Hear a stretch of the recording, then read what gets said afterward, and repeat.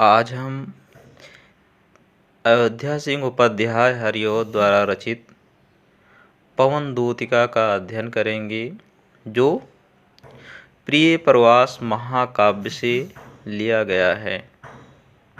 बैठी खिन्ना एक दिवस वो गेह में थी अकेली, आँके आंसू दृग युगल में थे धरा को भिगोते। आई धीरे इस सदन में पुष्प सदगंध कोले, प्रातः वाली सुपवन इसी काल वातायनों से। संतापों को विपुल बढ़ता देख के दुखिता हो, धीरे बोली सदुख उससे श्रीमती राधिकायों। प्यारी प्रातः पवन इतना क्यों मुझे है सताती, क्या तू भी है कलुषित हुई काल की क्रूरता से। प्रस्तुत पद्यांश में एक दिन राधा अपने घर में अकेली बैठी हुई थी। उनकी आंखें आंसुओं से परिपूर्ण थी। तभी प्रातःकालीन पवन उनके दुख को बढ़ाने लगी। तब वह पवन को फटकार लगाती हैं। बैठी खिन्ना एक दिवस वो गेह में थी अकेली। एक दिन राधा उदासी से परिपूर्ण घर में अकेली बैठी हुई थी। दिवस दिवस मतलब दिन, गेह गेह मतलब घर। एक दिन राधा उदासी से परिपूर्ण घर में अकेली बैठी हुई थी। आँके आंसू दृग युगल में थे धरा को भिगोते। दृग युगल, युगल मतलब दोनों, दृग मतलब नेत्रों, दोनों नेत्रों में आंसू आकर के उनके दोनों नेत्रों को सजल बना रहे थे। आई धीरे इस सदन में पुष्प सदगंध कोले, प्रातः वाली सुपवन इसी काल वातायनों से। वातायनों मतलब रोशनदान, खिड़की से।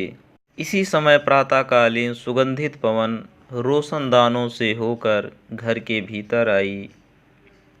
संतापों को विपुल बढ़ता देख के दुखिता हो, और जब पवन के प्रभाव से राधा का दुख बहुत बढ़ गया तो धीरे बोली सदुख उससे श्रीमती राधिकायों। श्रीमती राधा जी दुखी होकर धीरे धीरे पवन से कहा कि हे प्रातःकालीन पवन, प्यारी प्रातः पवन इतना क्यों मुझे है सताती, क्या तू भी है कलुषित हुई काल की क्रूरता से। तू क्यों मुझे इस प्रकार सता रही है, क्या तू भी समय की कठोरता से दूषित हो गई है, क्या तुझ पर भी समय की क्रूरता का प्रभाव पड़ गया है। प्रस्तुत पद्य में भाषा, खड़ी बोली, अलंकार, मानवीकरण, रस, श्रृंगार, गुण प्रसाद और छंद मंदाक्रांता है। अगला छंद। मेरे प्यारे नव जलद से कुंज से नेत्र वाले, जाके आए ना मधुबन से और न भेजा संदेशा। मैं रो रो के प्रिया विरह से बाउली हो रही हूँ, जाके मेरी सब दुख कथा श्याम को तू सुना दे।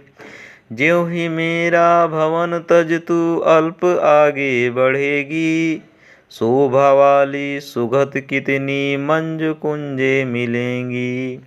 प्यारी छाया मृदुल स्वर से मोह लूंगी तुझे मैं, तो भी मेरा दुख लख वहाँ जाना विश्राम लेना।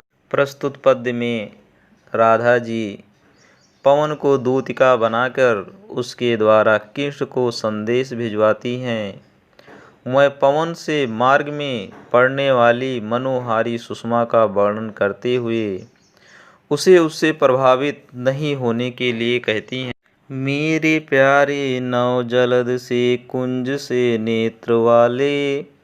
राधा जी पवन से कहती हैं कि मेरे प्यारे नव जलद अर्थात नवीन बादल, नए बादल के समान, कंज से नेत्र वाले, कमल के समान नेत्र वाले अर्थात भगवान श्री कृष्ण जाके आए ना मधुमन से, जो मथुरा चले गए और वहाँ से वापस लौटकर नहीं आए, और न भेजा संदेशा, और कोई संदेशा भी नहीं भेजा।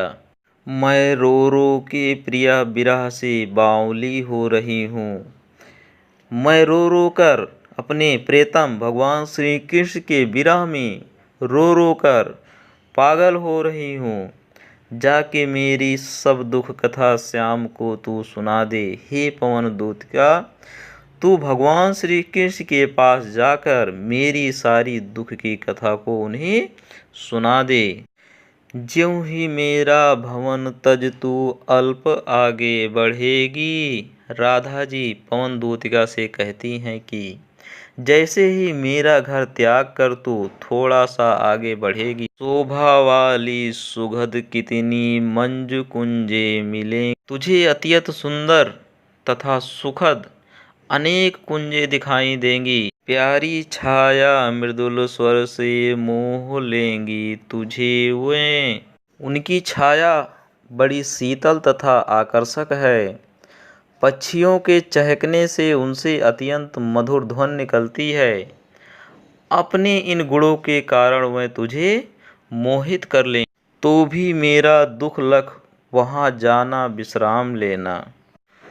तो भी मेरे दुख का ध्यान करके तू वहाँ रुकना मत। प्रस्तुत पद्य में भाषा खड़ी बोली और इसमें अलंकार उपमा अलंकार है। रस वियोग श्रृंगार रस है।